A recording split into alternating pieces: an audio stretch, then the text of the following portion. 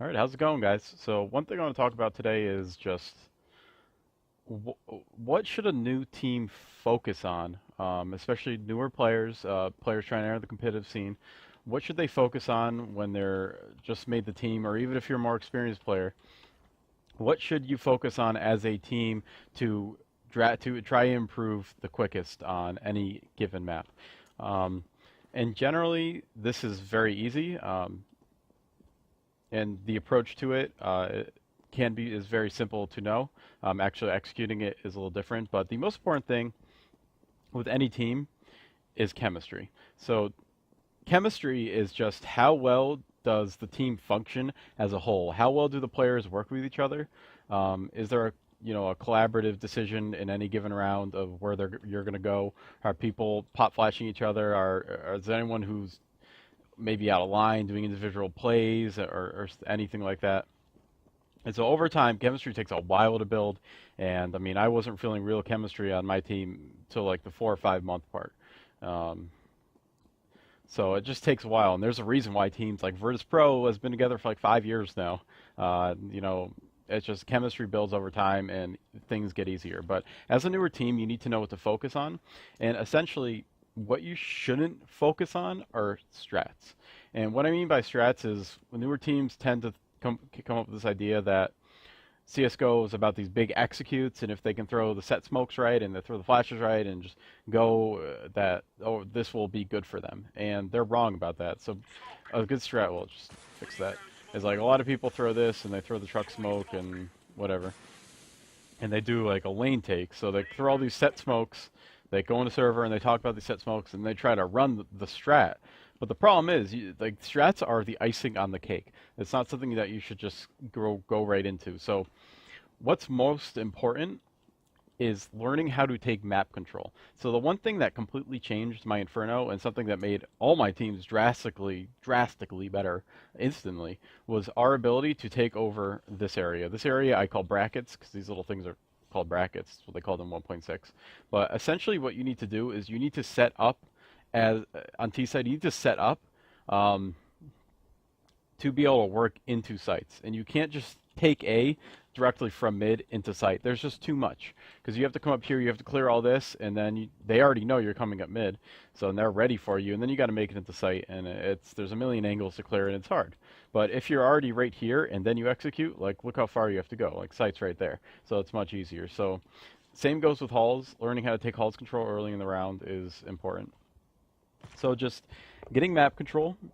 Uh, Give the CTs a reason to fall back and play passive. That way they're more predictable because then you know what angles they're going to play. Like if you push them back into a site, you know they're going to be like pit or graveyard or insight. So you reduce the amount of angles they can play, and two, you give them less information. So on on Inferno, if you have halls control, you have brackets control, and you have banana control, as a CT, like I'm in B site, I don't know if you're banana, I can't peek it, or if you take brackets, I'm back in A site. I don't know if you're in there or not. And if I know you have halls control, I'm not going to go to the CT. I'm not going to go in and peek it, see if you're in there, because I'm going to die. So if you have all that, the CTs don't know where you can go, and then you can play into things like playing rotations, where you can throw fakes or you can make different predictions. But essentially you win the round if you have brackets, halls, and banana.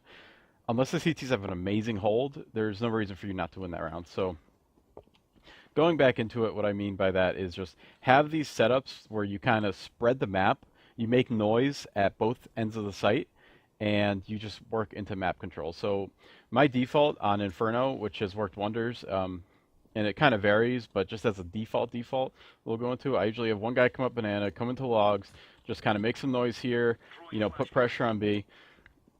Obviously, we have a guy watching mid here. Make sure they can't push on my guys in alt mid. And then I have three people alt mid. One guy down here at alt mid, and he's going to be watching mid. And then you have two guys who come up and take halls control. So how did two take halls control? Essentially, what I did before was I threw a molly, line up the light, and I threw it at this little thing, and it's going to fire out bedroom. That way, these guys don't have to worry about bedroom. One guy comes up here. At the same time, the timing is important here, and here's the chemistry part. This is not something that's going to work right away. They'll work on it. This player and the guy who jumps in boiler will work on how they do this over time. But this guy's going to jump up here, and this guy's going to jump up here, and then they're going to take halls control. So halls control is pretty easy. CTs are usually going to play two there. They don't like you either play halls or you don't. So halls control is typically pretty easy to take, and I rarely have issues. And if there are people playing it with the proper mollies and flashes and good players chemistry, they're going to be able to take that. So then they take halls control. So what next? Okay, now you have halls control.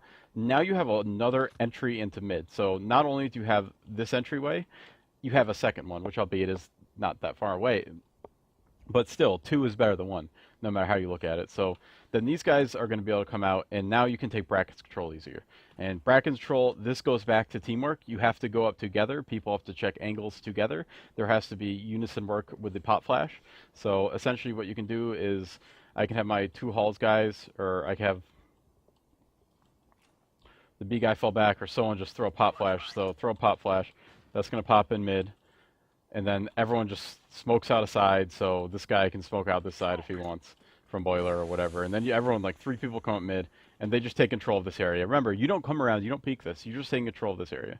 So what a new team should focus on is just learning how to take map control. And I'm using an Inferno as an example. But come up, take brackets. Okay, so that's one thing. Learning how to take brackets. Learn how to take this area. Push them back. Push them back. Because if I have brackets, this guy isn't coming to peek. Because he's going to fucking die if he comes and peeks. Like, where am I going to run? If this guy peeks, I know where this guy is. I'm going to chase him. I'm going to kill him. And so you're going to push them back into A site. Now they don't know if you're in mid or not. So now CTs have lost this area. Same with halls. They don't know if you're in halls or not. So same goes with banana.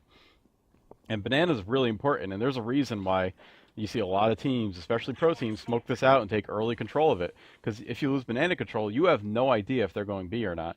And that goes back to other things, like if the T's are making noise here, yeah, you can know. But any good team is just going to walk back and forth through banana. So if you're able to take banana control, you just push them back into B site, and now they have to play it from site. And there's zero ways for them to gain information unless they peek. And so banana control is hugely powerful, and there's a reason why it's so contested. And I'm sure on the lower teams, like CTs don't contest it nearly as much. They try to hold B from B site, but holding B from B site can be very difficult, especially if they do a full execute on you. So essentially, as a new team, just kind of try to spread the map, work with a buddy. So have the same 2 people go up mid, have the same 2 people take halls, have the same 2 people go banana, have them do it over and over and over and over again on every map. And eventually they'll get so used to it, they'll understand how is my other teammate playing, how are other teams countering this, and how do we fix that. And if you do that enough, it becomes second nature eventually. So then you don't need to talk about it anymore. But just instead of going to a server and talking about set smokes and all that, just use your brain, throw some good smokes. You don't need to think too hard about it, because you're not, this isn't ESCA Premier where you have to win because there's money involved. You're not LAN. You're probably not going to LAN.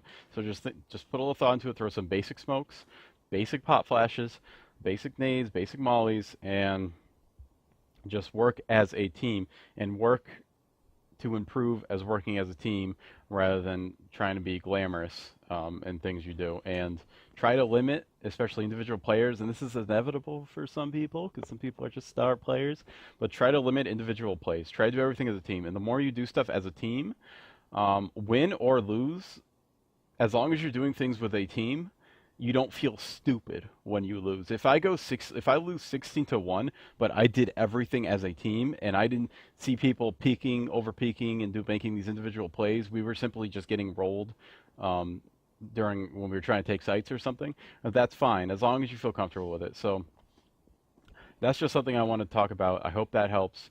I want to make just more videos catering to lower tier teams. There's plenty of videos out there understanding the basics. But yeah, I have a video on map control. Steel has a video on map control. He has plenty of videos on how to take map control on varying maps. But just work into talking about a way and using a communal brain system. How do you guys want to take brackets? What's our basic strat? Where do people go in early round? How do you take brackets? How do 2 people want to take halls? How do you want to do it? All right, they're doing a lot of pressure at banana. Like, how are we going to take early banana control? And the same goes for the CTs. On your CT side, how are we going to hold this choke point here? If you want to do aggressive banana control, how do you want to throw your nades?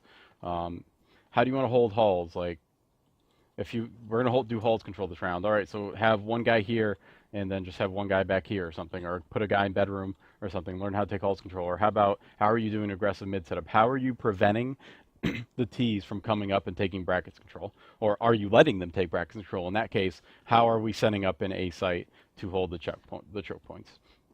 So think about what you're doing on T side and just correlate it to your CT side. Like if you're doing this on T side, how would you as a CT counter it? And that just goes back to CT, and that's CT side is obviously a whole nother theory. But just think, what would be the worst possible way for someone to counter what we do on our T side? So thanks, guys. Thanks for watching. I hope this helped. Yeah, and thank you.